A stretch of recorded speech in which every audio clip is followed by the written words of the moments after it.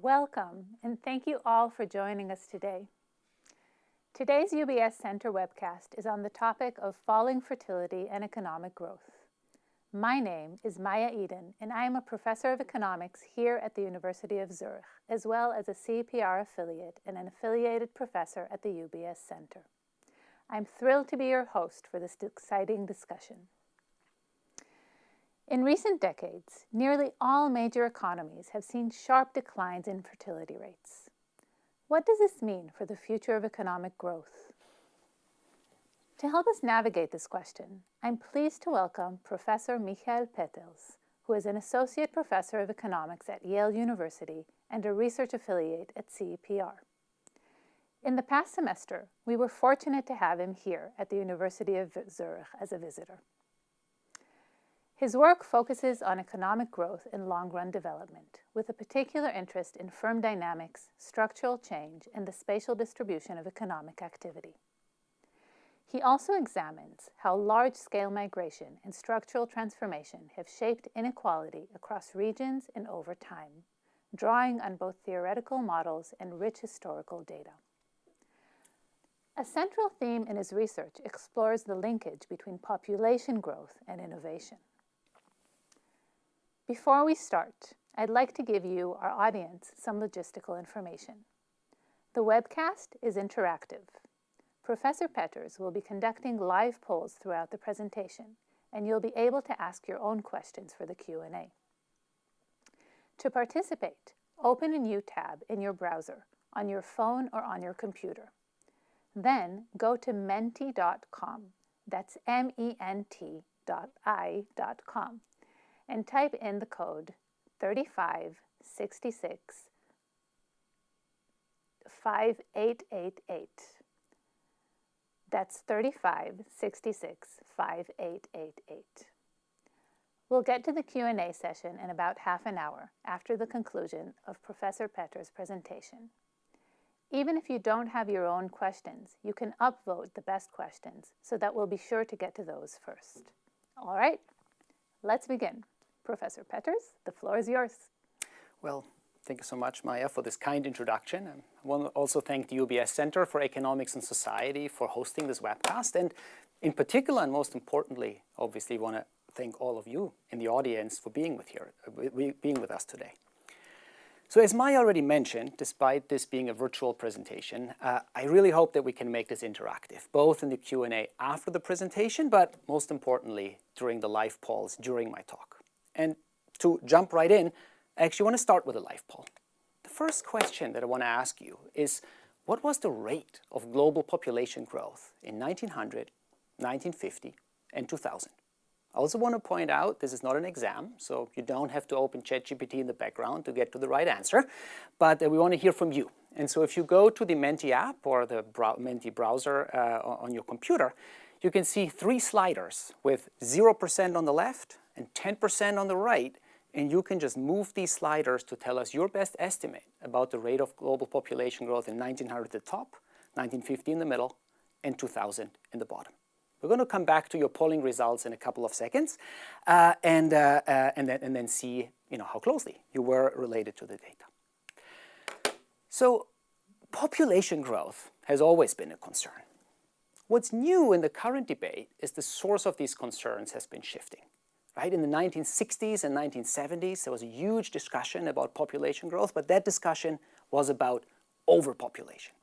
And so this is particularly exemplified by a book written by the biologist Paul Ehrlich in 1968, which was called The Population Bomb. And in this book, Professor Ehrlich really laid out quite drastic concerns about the capacity of the planet to provide sufficient food for an ever-growing population. And his projections were literally quite dramatic. He predicted mass starvation in 10 or 20 years after the 1960s. Today, the discussion is different. Population growth is still in the news basically every day, but now we're concerned about a falling population. The population bomb from the 60s has been replaced by a population implosion that is supposed to turn Europe gray.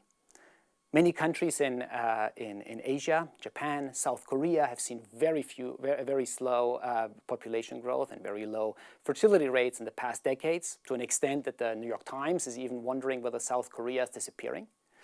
And in the public debate, we're wondering now whether the world is heading to an empty planet. Now, this dramatic reversal in the public opinion is not coincidental, right? It's a reflection of the fact that we've learned much more about the data. And so that allows me to actually come back to the poll and to kind of get a sense on what you believed about the rate of population growth. So I see here a quite big distribution where the average rate of population growth in 1900 was supposed to be 5%. The average rate of population growth in the 1950 was a little higher, 6%. And even today, in the year 2000, the rate of population growth is estimated from 3.6%. What's also interesting, and you see this in this poll where we show the dispersion among all of the audience members, there's quite a lot of disagreement, right? Some people say in 1900 we had very little population growth. Some people estimate a population growth rate of 10%. So let me show you what the data looks like. So what you see on this graph is the global rate of population growth in percentage points from 1750 to 2100. Right? So on the left, on the y-axis, you see the global rate of population growth in percentage points. So 0.5 means 0.5%. And so what you see is from 1750 to 1900, for this 150-year period, population growth was actually quite slow, pretty modest, a roughly constant rate of population growth of 0.5%. So what happened in 1900? Well, in 1900, between 1900 and 1960, which, maybe not coincidental, is exactly the time when Paul Ehrlich wrote his book about the population bomb, population growth skyrocketed from 0.5% to 2%. Right? Still a little lower than what the audience estimated here of 5 percentage points, but we see this big increase. And so what happened in 1960? Well, from 1960 to today, there's a big decline in population growth. Today, population growth is about 0.7%. And at least according to the UN, when we look at the official projections, this trend is expected to continue. Right? The UN projects that population growth keeps falling and around in 2070 breaking through the zero mark. Right? So in roughly 50 years, we expect that the size of the population on the planet is actually going to be declining. To get a little more of a sense on where this boom-bust cycle in the rate of population growth originates, let me zoom in into the more recent period between 1960 and 2020. So what you see here in the graph is exactly the same data as before, except for a different time frame, 1960 to 2000. This is, again, the rate of global population growth falling from 2% to 1% today. And so while this trend has been really happening everywhere, it's particularly pronounced in the developing world. As an example, I'll show you here two rich countries, the US and, given that this is the UBS Center, Switzerland. And you see that, population growth in these countries has been low for the last 50 years. For the US, around 1%. For Switzerland, on average, around 1%, with, interestingly, quite some variation.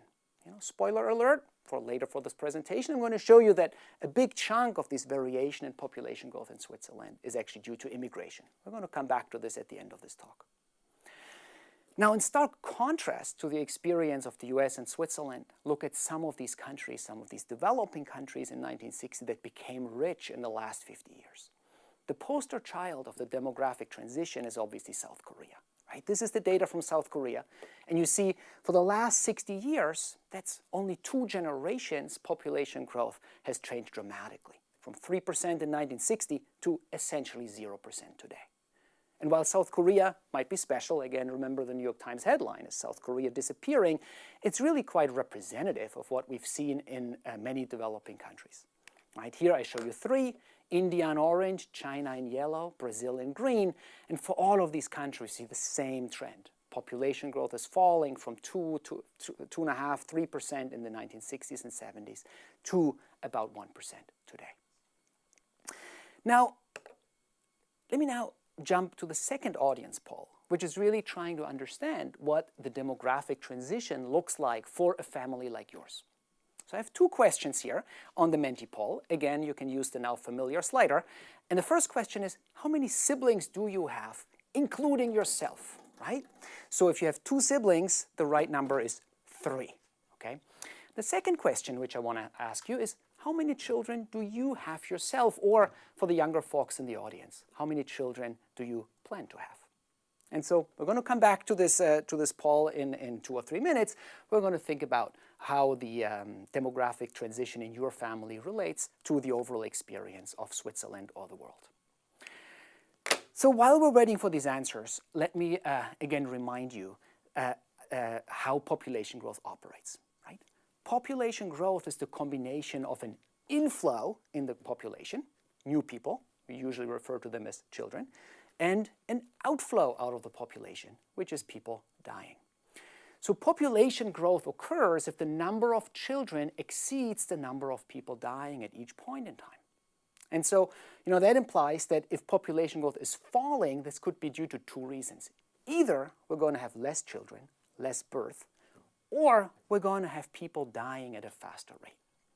Now, as you can expect, the biggest chunk of this decline in population growth that the world has experienced is due to the first factor, meaning that we're just going to have fewer and fewer children, and not through the fact that people are dying at a faster rate. In fact, the polar opposite is the case. What you see here on the left is life expectancy, meaning the average age a person born in a particular year can expect to live in the world. And what you see is that life expectancy has been rising dramatically, right? In 1960, the average person born on planet Earth could expect to live 50, 55 years. Today, the average life expectancy exceeds 70. Again, life expectancy has been rising everywhere, but particularly so in the developing world, mostly driven by sustained economic growth and obviously, lots of technological progress in the sciences, medical technologies, etc. Here you see life expectancy around the world for these different countries that we had earlier. Switzerland and US on the top, you see that life expectancy has been rising quite substantially. In Switzerland, for example, the average person could expect to live for 70 years in 1960, while today life expectancy is 80. But relative to the developing world, these increases in life expectancy pales in comparison. Think about India, shown in orange here, where life expectancy rose from 45% to 65%, or South Korea again, rising from 50% to almost 80 years today. So this rise in life expectancy alone would have contributed to rising population growth over time, which already suggests that falling fertility is probably the main reason why population growth fell. And it's a good time to actually go back to the poll.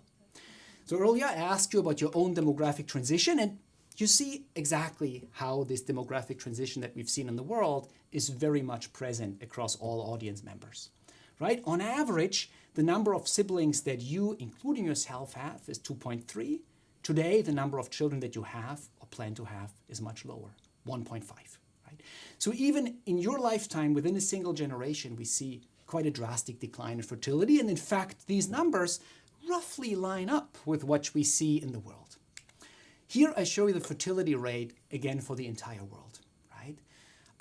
You see a dramatic decline. In 1965, the average woman living on the planet could expect to have 4 to 5 children. Today, this number is close to 2. 2, of course, is special. Why is 2 special? Well, 2 is the so-called replacement rate, right? If every woman on the planet had on average 2, it's actually a little bit higher, 2.1 children, we would expect the global population to be constant. Globally, the fertility rate was already close to 2. Again, as you can expect, there's large differences across countries. Let me again show you the US and Switzerland first.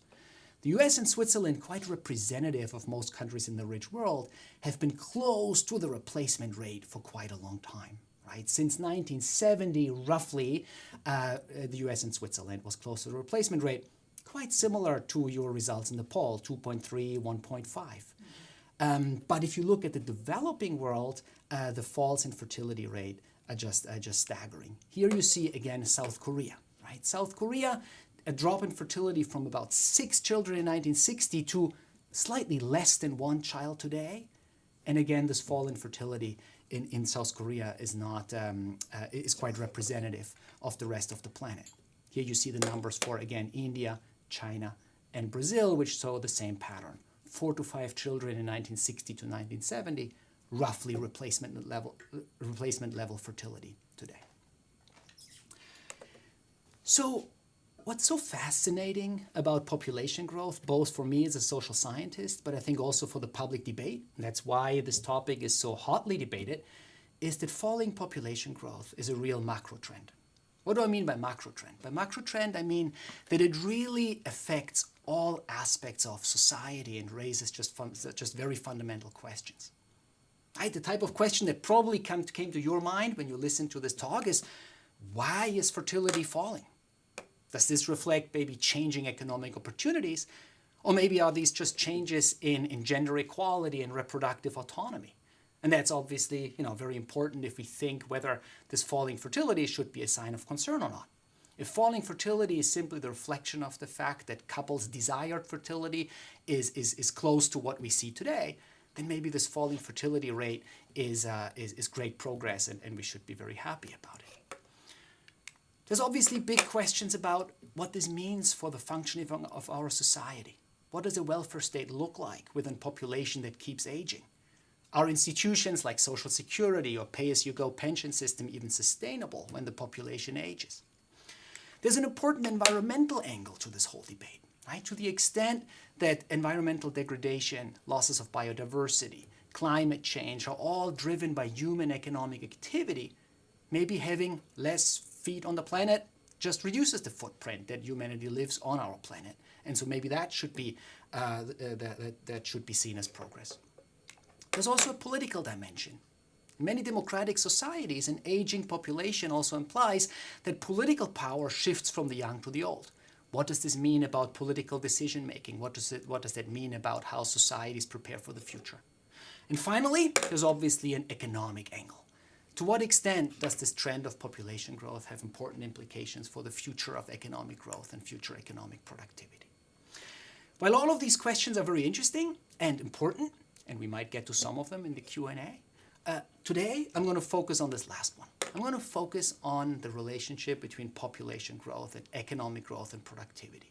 And so as such, in this talk I won't have much to say about the normative aspects, whether population growth is a source of falling population growth is a source of concern or is a sign of progress. But I'm happy to say that I'm obviously in the studio here with the host Maya Eden, who has done very substantive work on these issues. And so if you're interested about the normative implications of falling population growth, I can only encourage you to go to her website and check out what she has to say about this. So when we think about the link between population size, living standards, and economic productivity, it's important to think about what does economic theory have to tell us about these links. The classic contribution dates back to 1798 or 1820, which is the work by Robert Malthus about the theory of population growth. And so what Malthus, in Malthus' view, there's a strong connection between population growth and our ability to provide sufficient food.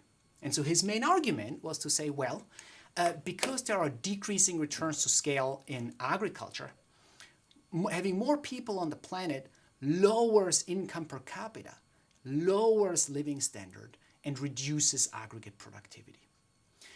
These lower living standards in turn reduce fertility, they increase mortality, in particular children's mortality, and this relationship between faster population growth leading to lower income per capita leading to lower fertility translates into a situation where the population distribution is kept in check.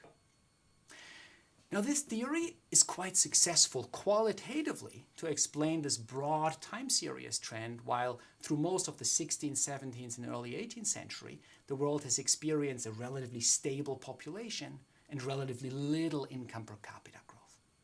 However, for the last 150, 200 years, obviously the world escaped this Malthusian trap, and we've seen a rising population and even more dramatic rises in living standards, meaning income per capita. Enter Paul Romer. Paul Romer won the Nobel Prize in Economics in 2018 for his work on endogenous growth.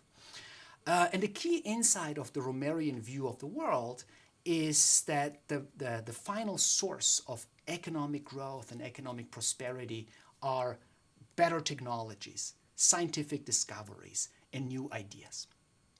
And what does this mean for the relationship between people, the number of people, and living standards? Well, if people create ideas, and ideas create economic growth, then this Malthusian implication of more people leading to lower income per capita no longer applies. Precisely because more people can generate more ideas which can benefit everyone, the Romerian view implies that more people should lead to higher income per capita, not less income per capita. So what's special about ideas? Right? Ideas play a crucial role in the Romerian view, and the basic distinction between ideas on the one hand and objects on the other hand is what he called rivalry. Objects are rival, ideas are non-rival. So what does non-rival mean? Non-rival means that many people can consume an idea at the same time. They can use an idea at the same time. They can learn from an idea at the same time. Let me give you an example. This clicker here is an object. It's rival in nature. At every point in time, it can be used only by one person. Right now, by myself. Ideas are different. Scientific discoveries are different, or works of art are different. Again, I'm going to refer to Maya here. All of us can, after this webcast, go to Maya's website, download her work on the normative implications of population growth, and we all can read it at the same time, right? In that sense, scientific discoveries are non-rival, and this process of idea creation is cumulative in nature. We can build on the shoulder, what's called the building on the shoulder of giants. We can use the ideas that were developed by people in the past to come up with new ideas, new technologies, new innovation, and therefore economic growth. Now this link between people, ideas, and economic growth, the question is this just a conceptual framework which might be useful to think about the world, or does this link have quantitative bite? Is it quantitatively important to explain the relationship between productivity and population growth? And so, for the remainder of this talk, I want to give you kind of two empirical approaches based on my own work that can try to illustrate how quantitatively important this link can be. And these two empirical approaches are slightly different and I would say complementary in nature. The first one is an empirical approach using regional variation. And so conceptually, it asks a very simple question. Suppose you have two cities which are exactly the same. And suppose for exogenous reasons, you increase the population of city 1 by 20%. Is this city going to be richer or poorer than city 2 in the future? The Malthusian view would say it's probably going to be poorer. More people, lower income per capita. The Romerian view would say, no, it might very well be richer, precisely because these extra people generate new ideas that other people can build on, maybe living standards increase for everyone. So this is going to be the first paper I'm going to show you. The second one uses firm level variation. And the idea of the second work, which is joint work with my colleague Connor Walsh, is that the ideas themselves are hard to measure. They are hard to empirically quantify. However, presumably, new ideas are embodied in production processes and new products that firms actually provide. And so if we could link population growth to aspects of firm-level data, such as firm size or firm productivity, and can then link these firm-level aspects to aggregate economic growth, we should be able to relate population growth to aggregate macroeconomic outcomes. So let me first show you this example about the population expulsions and this regional variation. This is a historical paper that uses a particular historical context. In particular, I'm going to study here in this paper the expulsions in Germany after the Second World War, which dates back to 1946 to 1948. In this period, right after the Second World War, as part of the Potsdam Conference, Germany lost part of the territories in the east. You see this here on the map on the right of your screen. Right? This map shows the German Reich on the eve of the Second World War in 1939. And shaded in dark are what you see the Eastern Territories in the so-called Sudetenland, which used to be part of the Reich in 1939, but these were the areas that Germany lost after the war. So what happened as a consequence of this territorial loss is that the ethnic German population that were living in these areas was expelled and sent to Western Germany. In total, within these 2 years, 8 million people get expelled. And just to give you a sense of the quantitative of the magnitude here, Western Germany has about 40 million people in 1945. And so this represents an increase in the population by 20%. Right? It's a big number. To put this into context, if you think about the year 2015, when there were a lot of Syrian immigrants coming to Germany, so that in Germany was considered to be a refugee crisis, this was about 1% of the population. So this is a shock which is 20 times as big. What makes this episode particularly interesting from a research point of view, that there is a vast heterogeneity to which these refugees were sent to particular cities or particular counties in Western Germany. What you see here on the right is a histogram that describes the distribution of the county-level share of refugees in 1950. County-level share of refugees, that is the share of the county-level population that were refugees. And you see that this distribution is very dispersed. Some counties on the right, they have a refugee share or an immigration share of 30, 35%. Right? So these were counties who've seen their population grow a lot because lots of refugees settled there. On the left, you see that some counties hardly received any refugees, and so this refugee share and the subsequent population growth was minuscule. Now, crucially for this study is that the decision to settle in these different counties were not free. It wasn't based on the attractiveness of a place, but was decided by policy, was decided by the US military government at the time. And so we can think about this particular allocation as basically generating what's called a historical experiment, a natural experiment for us, where this conceptual idea that I outlined earlier, take two cities which are all the same, and then one city see their population increase, is reflected here in the data. And so what I ask in this paper is conceptually a very simple question. Did those counties that had more refugees in the 1950s, do they do better in the long run? Well, the main result of this paper is that the answer is yes. What you see here on the slide is the coefficient of a regression coefficient of a regression of population growth on the share of refugees in 1950. Right? So a positive number means that getting more refugees in 1950 increases the population after the war. And what you see there is that this refugee shock was incredibly persistent. Right? In particular, even when you look into the 1970s, the 1980s, the 1990s, those counties that saw an influx of refugees 30, 40 years earlier, they're still much bigger today. And you would think that is quite surprising, right? It's quite surprising because this is an integrated economy. These counties are small, that these refugees, they could have moved out, but they didn't. And so the question is, of course, now you have these counties which are substantially bigger than their other counterparts. Are they also richer? And the answer to this question is also yes. Right? Here you see the results of a regression of income growth on the share of refugees. And again, a positive number means that, an influx of refugees in 1950 increases income per capita after the war. And again, you see that all of these coefficients are positive, in particular in the medium to long run. Right? Starting in 1960, you see these positive productivity effects. And that's really very much consistent with this Romerian view. You get people in a place, these people stay, there's going to be more economic activity, more idea creation that leads to economic growth, and it raises productivity, income per capita, and living standards for everyone. Now, the second study that I highlighted is this paper where we're going to try to link population growth and firms.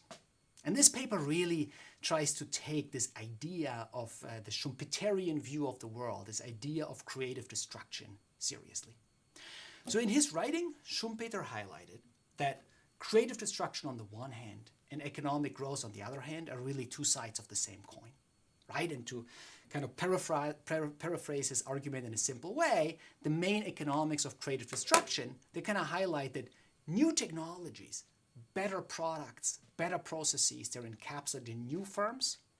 Precisely because these new firms have these good technologies, they're able to replace incumbent firms, kick them out of the market. That's what Schumpeter calls this idea of obsolescence. And that's the mechanism how growth operates. Better products, better processes get into the economies through new firms that replace existing firms. Now you might ask, what does that have to do with population growth? Well, as we show in this paper, there's a tight link between population growth and creative destruction. And where does this tight link come from? It comes from the fact that new people, they lead to less new firms, and these less new firms, they lead to a lower entry rate. And so out of that, you can already think about, well, if entry is really the way how new technologies diffuse in the economy, having less new people is going to reduce aggregate growth by reducing the entry rate. Well, is it the case that the entry rate actually fell in the US? Yes. Here you see the firm entry rate in the US from 1980 to 2020. And what you see here is that exactly like the population growth rate in the US, the entry rate has been falling. In 1980, about 12% of all firms were new firms. Today, 2010, 2015, 2020, this rate fell by 8%. And so what we show in this paper, through the lens of a quantitative model, is that this fall in the entry rate actually reduced aggregate productivity growth in the US quite substantially. Right? Quantitatively, we estimate that the effect of growth is pretty large. It declines from 1.8% to 1.6%. I should be more precise. The fall in entry that's only due to the fact that population growth is slower today than it was in 1980 reduced aggregate growth by about 0.2 percentage points. So these two papers, they highlight that there might be a negative relationship between population growth and productivity. And so it's very natural to wonder whether immigration might play an important role. In particular, can immigration to a country like Switzerland substitute for this fall in fertility and this lower population growth that we see, and can that maybe be a mechanism to keep productivity growth high? And so this leads me to my last audience poll today, where I just wanted to ask you, how much net migration do you think is required to keep the population of Switzerland constant? Again, by net migration, I mean how many people on net do we have to add from abroad to the Swiss economy? Abstracting from the ones that leave, right? On net, how many people do we have to add? And so again, if you go to the Menti app, you can now use your all familiar slider to go from left to right and give us your best estimate about how many net immigrants does a country like Switzerland need to keep the population constant. Little hint, in case you're not from Switzerland, but in the audience, the population of Switzerland is 9 million, about 9 million people today. So while we're waiting for these results to come in, let me show you the data from two other economies, the US and India. This is the net migration rate in the US and India between 1960 and 2020. The US in blue, India in orange. As you all know, and you see this very clearly here from this figure, the US is obviously a poster child of an immigrant economy. Right? For the last 60 years, the net migration rate has been positive, and so the US has been a country which imported lots of people from abroad. Quantitatively, the net migration rate was about 0.3, 0.4%, and so in around 2020, given the size of the US population, this translates to 1 million people, right? So the US economy each year adds 1 million people to its population stock, and in fact, that's the main reason why population growth in the US is still positive, despite the fact that fertility is already close to the replacement rate. India, by contrast, is, if anything, a net exporter of people, right? The net migration rate is slightly negative, but you also see here, given the size of the Indian population, the little emigration that we see is really not particularly important.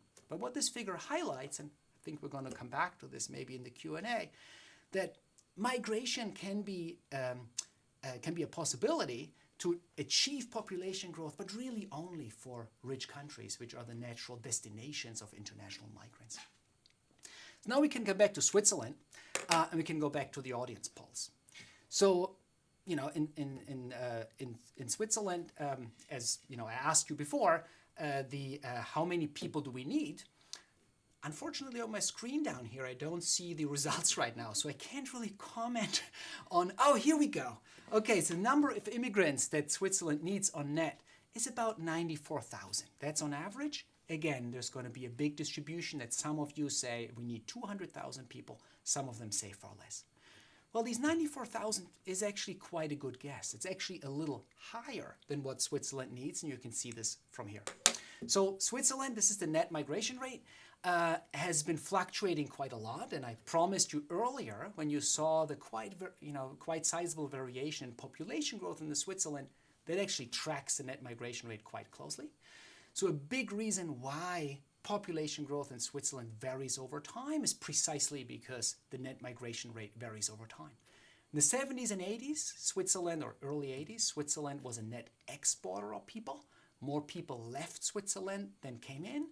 And you know, roughly for the last 40 years, from 1980, 1985, we've seen a positive net migration rate in Switzerland, roughly the same order of magnitude as in the US. So like the US, Switzerland is really an important importer of people from the rest of the world. What does this mean quantitatively? Given the size of the population, the current net migration rate translates roughly into 50,000, 60,000 people. Switzerland still has a little bit of positive population growth, so to keep this population constant, you would need a little bit less, maybe around the order of magnitude around 40,000 people. So relative to your estimates of about 90,000, it's definitely in the right ballpark. So let me conclude right here so we can get to the Q&A. What I hope that I showed you here is that empirically it's very clear that population growth has been falling everywhere, particularly in developing countries. I think it's also very clear from the projections that we have that this is a trend which is going to be with us for a while, right? So falling population growth is here to stay. I think that this is a trend that has really far-reaching consequences, not only economically, but for the society at large. Today, I focused mostly on this link between population growth and productivity, but as I mentioned earlier, there's a lot of other concerns about, about the environment, about reproductive autonomy, etc., where this trend about falling population growth is really important. If we just think about the link between population growth and productivity, I think there's going to be two main remedies on how this can be, on what can be done about it. Let's put it this way. One, I think, is international migration is going to play a big role. But I want to also highlight that this is only a mechanism for rich countries. And I do think it raises very important ethical concerns to what extent this form of a new, not only brain drain, but population drain, what this means for global welfare. And the second one is technology. I presume we're going to talk about this potentially in the Q&A, but obviously new technologies, in particular the advent of AI, might have the possibility to affect this link between population growth and productivity growth. And why? Well, I highlighted the importance of ideas. And to the extent that AI is a technology that can actually help people to generate new ideas, maybe the world is not running out of ideas as it's running out of people. Let me stop right here and open the floor to all the questions that you had in the audience. Wonderful. Thank you so much, Michael, for this fascinating presentation. We already have a lot of great questions coming in, and I have a few questions that I'd like to start with. But before I do, let me just remind our audience that you can submit your questions on the Menti app, as well as upvote questions that you'd like for us to get first. Okay, so Michael, thank you so much for this fascinating talk. And I think that the evidence you bring out, the empirical evidence showing this link between innovation and population growth is really very compelling. At the same time, if I take a naive look at the data, we see that most of the innovation activity that's happening today is happening in rich countries, which, as you just told us, have seen low fertility rates for a long time now. How do you explain this empirical regularity? It's It's actually a great question, and I think it gets to the heart of the issue, why this is such a hard empirical question to answer. And the issue is, of course, the typical dictum that correlation is not causation. So productivity growth is affected by many things, right? Institutions, financial systems, educational systems, and population growth. And more importantly, population growth, in particular the fertility decision, is obviously also a function of many things, in particular the state of economic development of a country and where the country is heading. That's why I think that the cross-country data is not going to be particularly helpful to understand the link between population growth and innovation and productivity growth. And why do I say this? Well, I think a typical example would be that rising economic development actually might lead to falling fertility, right? As countries become richer, there might be a change in the fertility decision that, maybe people realize that they want to have less children but invest more human capital if new technologies is complementary to human capital, right? That's sometimes what's referred to as the quality-quantity trade-off after, Gary Becker's seminal work. And so, that would naturally create a negative relationship between population growth and fertility and productivity growth. But the causality would go the other way, right? It would be future economic growth affecting fertility and not the other way around. At the same time, and that's why I'm really thankful that you highlight this word of innovation, while it is true that most of innovation that we typically measure, think about this as patenting, the exports of capital goods and so on, takes place in the developed world and rich countries. And I also want to highlight that there is actually a lot of innovation, I believe, happening in poor countries that we might not measure. And so, in some work that I've been recently doing with one of my colleagues from Yale, Fabrizio Zilibodi, we look at the service sector in India. And there we, for example, do find that there's lots of productivity growth in activities which you might not think are particularly innovative. Think about this as consumer retail, hospitality, etc. Again, very consistent with the Romerian view, we find there that most of this productivity growth in the sectors is actually happening in places with large agglomerations, cities, etc. And so this would be all part which you wouldn't measure necessarily. That's fascinating. Thank you so much for this response, and I really look forward to reading your new paper. Thank you. But let me push you on this a little bit further, if I may. It seems that we also have reasons to believe that the relationship between low fertility rates and innovation is a causal one, right? And in particular, what I have in mind is the fact that when people, and especially women, have fewer children, they have more time to devote to their careers and to participate in the innovation economy. Do you think that this mechanism might be important for explaining this cross-country correlation? I think that's absolutely true. And so I think you do raise a very important point, maybe something that I should have made more precise already in the talk. There's this concept what's sometimes called in the literature the so-called demographic dividend, that there are behavioral responses that occur as a corollary of falling fertility. You mentioned rising female labor force participation, broadly defined, right?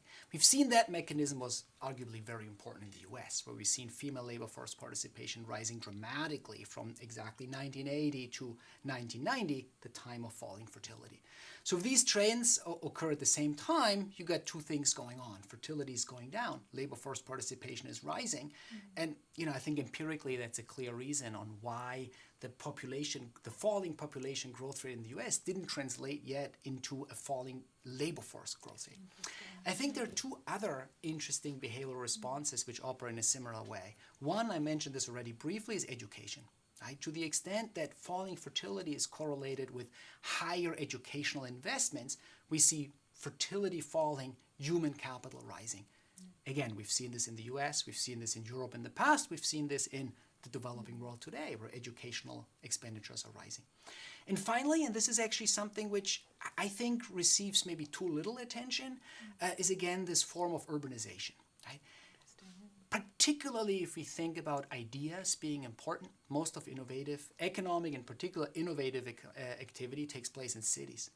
And so to the extent that falling fertility is either a cause or a consequence of people moving to the cities, again, you have these two things going on at the same time. I think what the literature that I highlighted kind of tries to do, it kind of tries to isolate this pure kind of population growth effects, holding this other behavioral responses constant. But I think it's very important, and I think there should be more research in trying to really quantify these different dimensions of falling fertility. Wonderful. Many thanks. Yeah, this is I think you're right that there's been all these kind of countervailing forces that have this natural satiation points, right? So at some point everyone's urbanized, women participate in the labor force, and I expect that then we really will start seeing the I think innovation. So. Yeah, I'm grateful that you mentioned this idea of saturation points, right? I mean, human capital has been basically rising in the US, but recently been plateauing. Female labor force participation rising, but recently plateauing. So I think exactly as you highlight, maybe these are responses which, let me say, run out of steam eventually, and then we might see this negative relationship between population growth and productivity more directly in the data. Thank you. So let's turn, we already have some excellent questions here. So let me start with the most popular one. The question is as follows. Does the cultural similarity between residents and refugees in the German case help to explain the positive results? Are there cases in which cultural similarity is lower than in the German case? Very interesting question, and obviously something that I thought about quite a bit when I worked on this topic. Now, I think there's clearly something to be said that this is a population which shared a common language, etc. But I do want to share some anecdote actually, which when I worked on this project. So when I worked on this project, this was exactly the time when there was this big debate about the immigration crisis in Europe, and sometimes over dinner, I read out some assessments of the refugee population to my wife over dinner. And these were probably, usually some assessments of the contemporaries where they said, well, this new immigration population is very different. It's very hard for them to settle in. And then I asked her, what do you think? Is this a quote from 2015 from international migration, or is this a quote from 1947 in rural Bavaria about some German ex-police being sent there from the Eastern Territories? And sometimes you can't really tell. And so I do think that cultural similarity is important, and I do hope that there would be more kind of quantitative work in trying to think about how different subgroups of the population are important. I think my German experiment can't really tell this apart, but if you're interested, there's a lot of interesting work recently thinking about the link between innovation and immigration that really tries to think about to what extent innovation is done by particular nationalities and so on in the US. Yeah, and I think, just to add on that, it does seem that, cultural similarity isn't necessarily a plus when it comes to innovation. So I know that the work of Professor Oded Galor out of Brown University emphasized that really diversity is something that contributes to the innovative economy very much. Yeah. And so it could be that, the effects would be even larger if they were less culturally similar. I totally agree. Again, it goes back to the non-rivalry of ideas, right? If ideas are non-rival, what you want is you want to have different ideas. If everybody's the same idea, there's a lot of replication. If you have different ideas, that's where you really get presumably the big productivity consequences, which I guess might be exactly the type of diversity that you're highlighting. Okay, so let's move on. So the next question that we have is, shouldn't the whole economic model based on growth be rethought? We have now two limiting factors. One, limited earth resources, and two, unbearable amount of debt to be carried by future generations. Very interesting. So I think there's a big debate, rightly so, about what economic growth should entail, what notion of productivity we should have, and if this idea of continual, forever economic progress is the right model of the world. In my view, I think the right notion of productivity is a much broader concept than what we usually measure and what's usually in economic models. So let me give you an example. if the only thing that we were to think about as productivity is as in, how many white t-shirts can we produce in a given day, I would agree with you that probably there's going to be limits to what extent rising productivity can increase welfare. Right? But, I can think of lots of innovations that are qualitatively different. Right? Think about the medical sector, whereby new drugs, cheaper drugs with less side effects have really large positive welfare consequences. The effects of life expectancy were some. And then on the environmental aspect, which was highlighted in this question, there's obviously a big literature. Our colleague David Emus, I think, is one of the leaders in this field there, that thinks about, well, innovation can be green, right? And so if green technologies emerge which allow us to produce the same amount of output with less environmental damages through less energy use or cleaner energy use, I would think that should be measured conceptually. I think that's a part of productivity because we create welfare with the same amount of resources.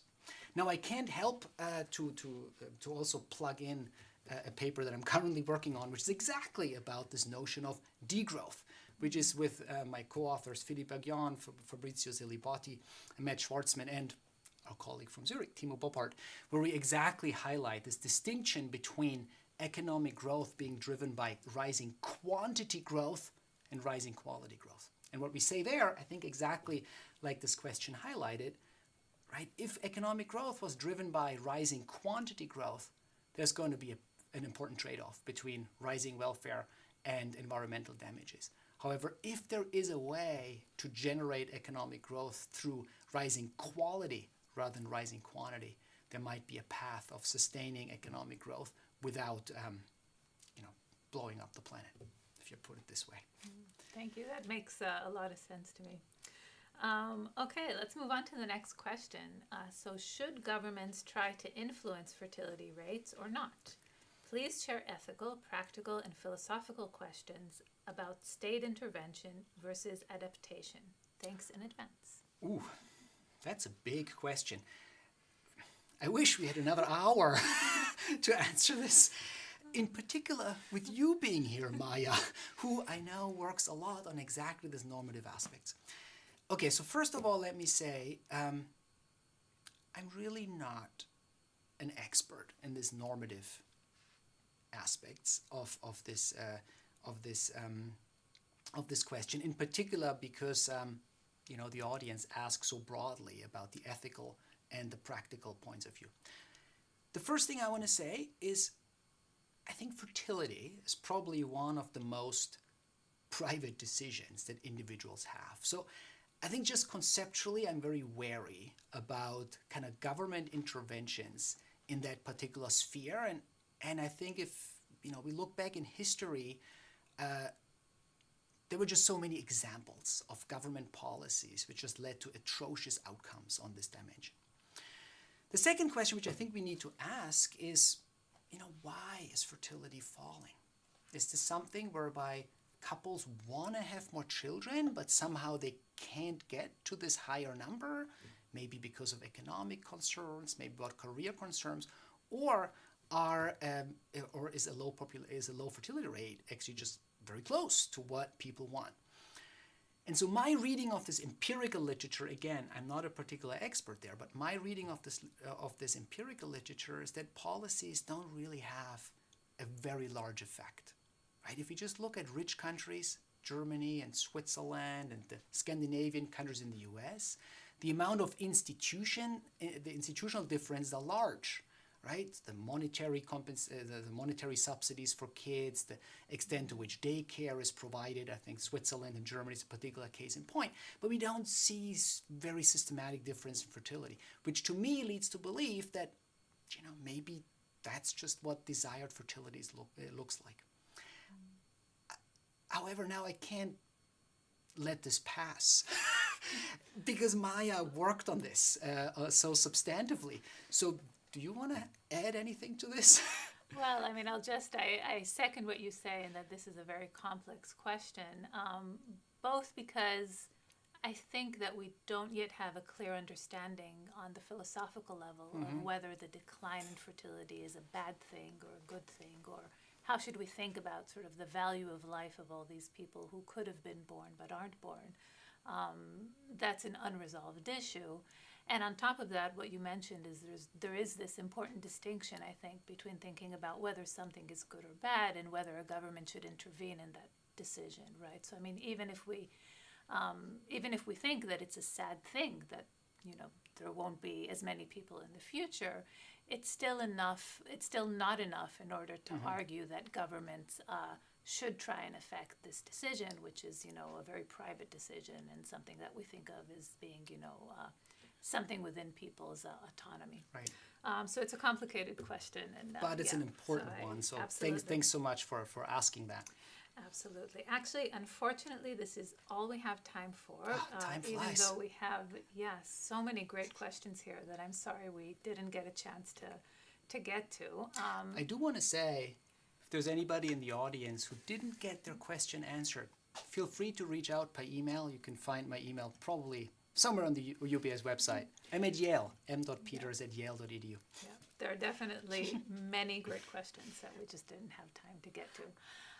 So let me thank you again, Professor Peters, for this thoughtful talk and thought-provoking discussion. And I'd also like to thank you, our audience, for participating today and for sending us your questions. With this webcast, we say goodbye for the summer break. If we have stimulated your interest in these topics, we look forward to welcoming you back after the summer. As a preview, on October 7th, we'll have economics professor and chairwoman of the German Council of Economic Experts, Monika Schnitzer, at the University of Zurich with a public lecture titled Kann sich Deutschland neu erfinden? This event will be held in German and will be live streamed. Registration is now open. On November 10th, our annual Forum for Economic Dialogue on International Trade and Globalization will take place at Congress House Zurich. If you'd like to receive updates on these events and other activities at the UBS Center, please subscribe to our newsletter. In the meantime, I invite you to follow and continue the discussion on social media, on YouTube, LinkedIn, or Instagram. You can find all this information on the UBS Center's webpage as well, ubscenter.uzh.ch. Thank you and goodbye. Thank you very much for hosting this. This was great. This was